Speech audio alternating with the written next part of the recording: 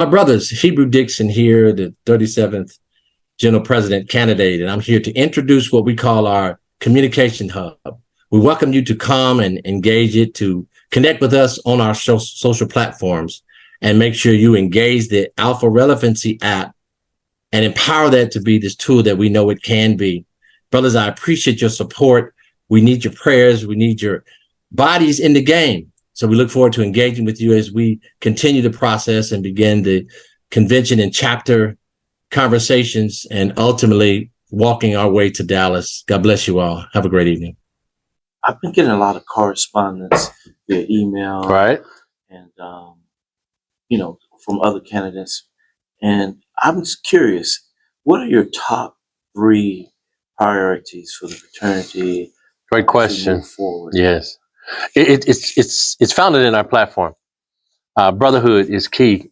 We feel that brotherhood is something that we can always do better with. I think it's great. We can be better at it in our connections with our younger brothers, making sure we value that in our understanding of what the middle brothers need. And more importantly, the brothers that are so-called aging out, let's not them age out. Let's let them share their benefits and their years of experience with the not so young and the young brothers. So my key piece is brotherhood. The next would be leadership. We need to be the tip of the spear. It's clear that the world needs Alpha to step in certain places now, and we support that. We also need to understand what is our value proposition in the finance space. We need to look at our numbers and make sure that we get the return on our investment that we need to have. And in the context of brothers and leadership, we need all hands on the oars, meaning we need all the active alphas, all the alphas that have been initiated over our many years to be a part of the execution strategy as we serve our communities. And lastly, and I would say more importantly, to be very candid with you, is economics. We need to understand the value of the aggregate of our strength. I call it alpha capital. Alpha capital is something that we're coining as a phrase, but it's a serious concept because we need to measure who we are so we can renegotiate our place in some of our relationships in corporate and government, and make sure brothers understand our values so they can see value in coming back and adding to the collective, because 2 and 2 equals 5. The sum is always greater than the parts. So those 3 priorities are the priorities of the Alpha generational relevance conversation that we've been having across this country. It's something that we are very passionate about, but more than passion, it's logic. It makes business sense. It makes sense for a time such as this. We need to be the tip of the spear. And we're proposing those 3 things and others, because if we have those things, the issues of social justice will be manned because we have the bodies to service it. The issues of being in the electoral process of this country and the school boards and the Senate and the Congress and the states and the federal level, we'll have more bodies to put on that. As it relates to Black and brown men and women, the relationships will be better because we'll nurture the brothers in the fraternity to service some of their needs, perhaps it's not being served. So all those things being equal, we need a village, if you will, to save the children and to raise a child, but we need the village of Alpha to step in like it's never been done before. Great question, though. Sorry for the long answer.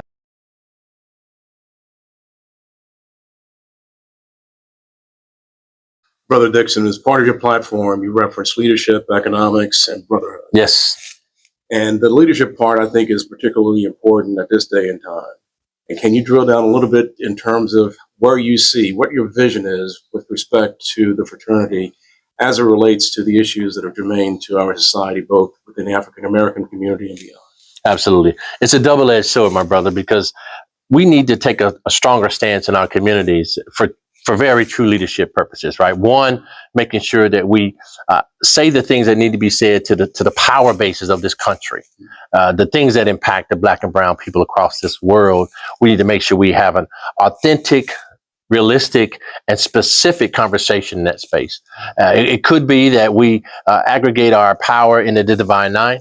It could mean that we empower the NAACP to do more, the Urban League to partner, but we need to be in those front-facing conversations that make sure that all our resources are used better than it has been in the past. All of us are turning older, 100 plus, but we need to kind of retool our machine, if you will, to make sure we're serving the needs of the Black and brown engine that we call communities, the folks that come behind us. We need to make sure we are parting the way for them, parting the sea, if you will, to make sure that their promised land is what it should be. That's the external leadership. Internal, there is a definite opportunity to be able to engage young brothers in a new way, making sure that they're clear what their value proposition is, what their responsibility is. That takes real leadership to make sure we connect with them and not put them as a ancillary unit of the organization, that they are a viable part of it. They're our future. So we need to reinvest in them in a way that we can not only take pictures with and feel good about, but we can measure and harvest and understand if we're doing it right. Because maybe we won't get it right the first time, but we're going to try to, but we have to measure it to make sure that we can grow instead of groan about certain issues, and that we can celebrate our successes and others. So those kind of leadership skills we need to do. And lastly, from our organization, we need to understand if we're doing things great, let's applaud that. But if we're not, let's look at changing, perhaps revamping in some cases, because we cannot only do the same thing and expect different results, but we can do the same thing and have bad results. And that would be catastrophic to what we want to do. And perhaps it's a great thing in a silo, but as an aggregate, we will never be able to measure what those things are if we don't retool our machine, if you will, from that context. So those three areas of leadership: external, internal leadership, and then an internal focus on our own base and our own power to make sure we ensure this generational conversation is real. Yeah. Absolutely. Great question. Thank you so much. Absolutely. Brother Dixon, I'm going to ask you a generational question. Okay. So at the end of your term, looking back, how do you communicate with the people, and what will they say about your tenureship for the young generation, the newly pledged, for those who are mid-career and those who are older? Sure. What would each of those groups tell you? Well, interesting. That's a long book, but let me just pull out the high-level chapters from a Cliff Note perspective. One, they'll say that he was a brother's brother, and he was a servant leader. Second, they will get this prayerfully a renewed sense of commitment to the fraternity. They will understand that being in this organization that we both love, that you have to pledge your life to. The younger brothers and the older brothers will see that, and many of them do now, and perhaps we can renew that excitement in them. But in some cases, they don't. And we need to make sure that the new brothers who come in to this great organization understand that lifelong commitment. Second, we'll change our culture.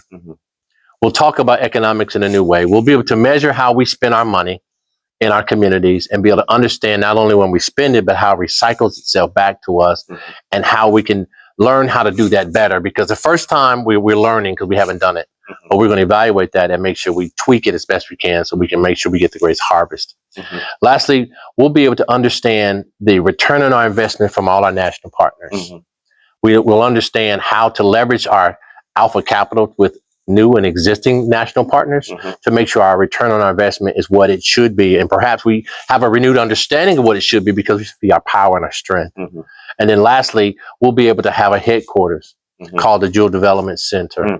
That is something that all brothers in this organization, new and old, will be proud of, because it'll be an engine that creates money, an engine that values the office needs that we currently have, and a place of rest and communication for those in this organization. When there's a crisis or something to celebrate, we'll have a place to go and report that and have dialogue about it and lead not only in the country, but across this globe in that space. So it's called the Jewel Development Center for those three things. And then the last thing, and I said the last thing twice, but I'm an AME preacher, so I'll close 3 times, is that we would be able to understand that it's not about an administration. It's a strategic conversation that everybody has something to do at their point in time, and we would have done ours, but we would not done ours in a silo. We would look at the current general president and his administration, and then we'll make sure we level the playing field and we harvest all we can. That's great. And that we prepare this new ground, if you will, this fertile ground that we'll create for the next brother that's coming along, so we can keep pushing forward. Long answer to your question, but great question. Thank you so much. The Jewel Development Center came out of the work that I led as chairman of the Building and Maintenance Fund. We looked at our current headquarters and we had to renovate it because it had challenges. It had leaking roofs. We had challenges with asbestos. We had structural challenges and exterior challenges, and our exterior parking lot needed work. The team understood what that was, and we prepared a fix for those. And that's why our brothers who came to Baltimore for the General Convention had a place to come that was working, that was wonderful, and they wrote home about it, I'm sure. But in that conversation, we looked at our perimeter activities and the band just outside our perimeter as far as what's going on in the Baltimore community, how we had to perhaps repurpose our headquarters. We've looked at doing a different configuration of it. We repurposed it as apartments. We looked at the market and see what people would invest as a buy for the building if we wanted to exit completely for it. Understanding is part of that Maryland Historical Trust. We looked at all of those things, and what we found out is you could not repurpose it because it's not physically situated to do that. So we looked at what we call the Jewel Development Center as a viable way that we could have a place of business that we would all be proud of. What is it, you ask? It's a multi-storied facility that is the top three, particularly stories would be business, particularly for our headquarters. The middle 12 or 7 stories would be hospitality, because what we know for sure is that hospitality makes money. And the last floor, perhaps 2, will be a conference center, so our board could have a place to meet, so we can have a rally point for any issues in our community by a command center, and then we can invite the community around wherever it sits to be able to come and learn and grow in a training development way. The Jewel Development Center services those needs that we have now, but more importantly, it serves the needs that we not yet understand that we will have. But the real question that we asked ourselves, is it a income producing facility? The answer is absolutely yes. We need to have an alternate source of income for our organization so we can understand, again, our alpha capital, so we can begin to understand how we rest in this space called buildings, if you will, and making sure that we get all we can out of a space and that we can look at other ways to use our money as far as our headquarters is concerned as relates to the appendages that we have on our intake program. We won't get into the details of the plate of intake right now, but we need an alternate to that, and this is particularly one of those things that could serve in that capacity. Our brothers of the old gold and black, I'm Brother Hebrew Dixon III, the 37th General President candidate, your choice for the next leader of this august body. I'm talking to my young brothers right now. The torch that's in our campaign that you see behind me is yours to hold. You have a seat at the table. We need you here to engage and grow and become the leaders that we all have faith that you will be. The fraternity is depending upon you to take the mantle. I have 41 plus years in this amazing organization, a brotherhood of black and old gold. We ask that you just come and learn and grow with us. And I'll share with you this. We'll listen to your ideas. We'll be open to your participation. And together, we will make this august body what we all anticipate that this communities of black and brown across the globe need for this time in our history. Have a blessed day. I'm going to ask you a generational question, and I want you to take the perspective looking back. What will people say in different generations, newly pledged, mid-career, and post-career, about the frat under your leadership?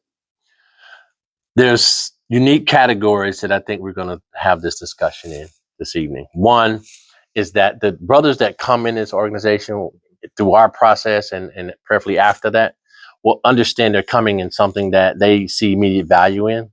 They see where they fit. That generation that is newly initiated into this organization will be clear their role as they look at how they learn leadership. And we have several different categories in that space. One, we have college brothers coming in. They need a different type of relationship with alumni, if you will. But I call it mentor brothers, if you will. And we have brothers that are perhaps older that come into the fraternity that may know life, may have some business skills, but don't know how the fraternity and frat, as you call it, how that works. They'll be able to understand how they fit into that equation, how they can add value to that equation. Most importantly, how that experience helps them be lifelong brothers, pledge their lives to Alpha. So that's that first piece, that middle piece. The brothers that's the 25-year-old and the maybe 40 or 50-year-old brother, they'll begin to understand how they continue to grow in Alpha. It could be through the leadership training that's going on currently. It could be through understanding what our power is as an organization. And then they finally see, because those brothers are older and they'll finally coming into their own right, and they can see where their many skill sets and their relationship matrix, how they add value to what we need to do perhaps then and perhaps what we need to do down the road. And in the other group, which you and I may be a part of, we were in Leadership Atlanta in 2007. That will be the group that will understand that time is not up. There are so many skill sets and blessings that we had in our lives that we can not only appreciate, but begin to look at refocusing them for those two groups that I just talked about. We have to be able to wring that rag out, because that's where we talk about the elders in the villages. We've been taught all our lives about the African culture that we come from, is that we are now those that are responsible for wringing out our experiences, the way we deal with things, and more importantly, being that listening ear for some of these younger brothers and some of these middle brothers to be able to say, what did you do? How did you do that? I want to do this. Can I do that? Can I dream big? Because we can help in that space. So we have all a very precise and measurable role, but everybody's needed at the table. Those are the things I think when we get through with our administration, looking at the next, we'll have a battle army crew of alpha men, unlike in the past, that we can say they are ready and willing and able to be the tip of the spear as we talk about economics, as we talk about leadership, and as we talk about brotherhood. Yes, my brother. Yep. My brother's Alpha Capital. That's one of the major conversations that we're having across this country. Economics is so needed in our world right now. We need to understand where we sit into the value of this community that we serve called the world. We need to understand what our buying power is. We need to understand how the dollar circulates in our communities. We need to understand where we spend our money and make sure that we more than understand it, that we measure it, that we put it in place, and we empower Black and brown businesses to be better. Yes, they have to service us at the highest level. That's a given. But in our conversation, we must, wherever we go, in our general organization, in our regional structure, in our district structure, in our chapters as well, we need to understand how we can recycle the dollars in our community to make sure we can harvest them. So at some point in our future, we'll be able to say that we've recycled $1 billion in our community, or $500 million in our community, whatever the number is, but we must know that number. The only way we know that number is that we measure that number. It's a corporate measurement conversation. It's time for us to engage that strategy, and we must do it now. And with a generational relevance strategy, we will engage that, we will execute that, and we'll be able to deliver and report the great results, because I believe in my heart that the numbers are going to be amazing, but we just know what they are is something we must have as our deliverable. And my brothers, as your general president, it will be so. Brothers of the old gold and black, I am Brother Hebrew Dixon, the candidate for the 37th General President, your choice for the next leader of Alpha Phi Alpha Fraternity Incorporated. Life member number 6307. I'm excited about my investment in the fraternity in those many years ago. We're excited about what life membership means. It means that you're committed, but I'm challenging you today to make sure that you continue to invest and engage in the workings of this organization. Life membership is not a place to pause, it's a place to celebrate this amazing group of brothers and to engage in leadership across this amazing organization. My brothers of life membership status, my life member brothers, the Black and brown communities across this world need you more than ever. We are all needed to engage what we call generational relevance, harnessing the power of Alpha Capital. Well, Brother Dixon, it's a very simple question for me is, if I'm having a conversation with other brothers in the fraternity, let's say between the ages of 25 and 40, what does your presidential candidacy and potential presidency mean to them? Well, it means that they have a space at the table. One thing that I've seen over the years is a disconnect of younger brothers that don't feel that they're a part. They're not involved in the decisions. The things that they see don't take into account the things that they want. This is not, I think I've been told. So that's one thing. Second, we need to be more intentional about their space in the world, meaning what do they want to do with their career? How does the wheel of Alpha help them do that?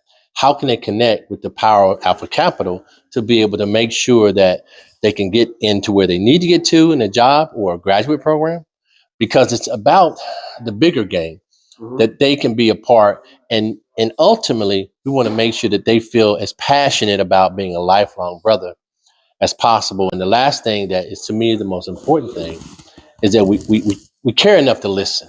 I mean, sometimes people just want, if you're a brother, then prove it, don't say it. And those things, and there are others, but the high level, those are the things for me that, because having a son and having worked with kids and young folks all my career, wherever I've gone, this is something I've heard and been able to not think about it, but be about it, because I've done this, as I said, in different places and spaces. So that's a passion for me. And that's really the reason why I'm running, is to make sure that what I felt coming through in Beta Epsilon 41 years ago, what I felt working in the different spaces and places in the fraternity, all the places I've been, that environment, that nurturing environment, will be there for them in a way that perhaps selfishly was there for me, because that's the reason I'm with you today, because of these experiences I've had. So we want to make sure those young brothers know. But hey there, ladies and gentlemen. This is Andrew Snorton with the Sigma Eta Lambda chapter of Alpha Phi Alpha based in Loganville, Conyers. Not only am I talking with one of my chapter brothers, but with one of the candidates for General President, Brother Hebrew Dixon. Brother Dixon, how are you doing this evening? I'm doing amazing this evening. Blessed with the brothers, talking about the future fraternity, talking about how we can move the fraternity forward. So it's a good day.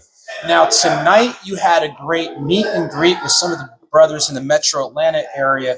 What would you say is one takeaway that you received from the brothers that will help you regarding your campaign? They understand the power of generational relevance. After we had the dialogue, they get it, and they're able to take that understanding and that passion about it and go out and talk to the world about what we're attempting to do, why it's relevant to us now, and why we need to protect fraternity for our future. Now, for brothers who are not familiar with your underlying theme of generational relevance, explain that to them, for lack of a better term, in layman's terms. When it's all said and done, this is a key theme behind your campaign. What does it mean to you, and what should it mean to the brothers? Right. Generational relevance speaks to where we are in the Black and brown community, and why we need to make sure we learn from the past. Some things we keep, some things we don't. But we always have to pay attention to where we're going. So the relevance piece of it generationally talks about, we have to make sure we address the youth and the younger brothers in the fraternity. We have to make sure we address the current age bracket between like 35 and 45. And we have to pay attention to the senior brothers. We have to be relevant. But all that being said, we need to make sure we're relevant to our communities across this country, and make sure we listen to what's going on now. COVID, racial issues, all those things. We need to be stronger. We are very strong now, but we can make the best better. And that's what general relevance is all about. I'll tell you what, we definitely appreciate your energy, your passion, your purpose, your principles, the best practice that you're bringing through the lens of your 40 plus years as a member of the fraternity, through the Beta Epsilon chapter, the leadership positions you've held publicly and in the community. And I know there's people here that want to get back to engage. Yes. So before you step away, what are the best ways for brothers to learn more about your campaign, from the platforms, upcoming appearances, and of course, ways that they can support your endeavors? Thank you for that. Brothers, let me be very clear. Our website is very good, and you can engage that to talk about or learn about our platform and learn about how to engage. You can correspond with us in that space. You can also support financially our efforts. It's Dixon4APHIA.com. Dixon4, the letter A, PHIA.com. We also want to know how, from an Alpha Capital perspective, how can we aggregate our power to be more partner with corporations and people that want to invest in a relationship and not get donations. We want to move from that and move towards strategic partnerships to where we can better harvest our power, if you will. And then lastly, we want to make sure that we do all we can to put something together that talks about some vertical place of presence that we can have an income producing relation with, i.e. a building.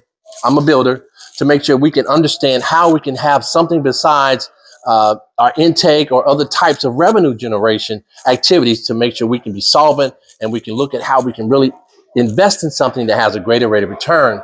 And as my dad always tells me, it can make money while we sleep. But that's kind of framing it out. Maybe a long answer to your question, but I'm pretty excited about talking about this generational relevance conversation in a way that's like no other. Explain to the brothers briefly how, based on the theme of generational relevance, based on the key prongs of your platform, how you feel that your approach will be able to address the needs of the day, but take a look ahead and being proactive to future areas of concern as it relates to the fraternity. Absolutely. The main issue for us is being able to understand our power and what we termed a phrase called Alpha Capital. Alpha Capital speaks to how we can, again, address our power base and understanding how we can, in an aggregate way, understand our intellectual power, our physical power, and our human power, and most importantly, our relational power and how that makes sense. We do that under the umbrella of generational relevance under three ways. We talk about brotherhood.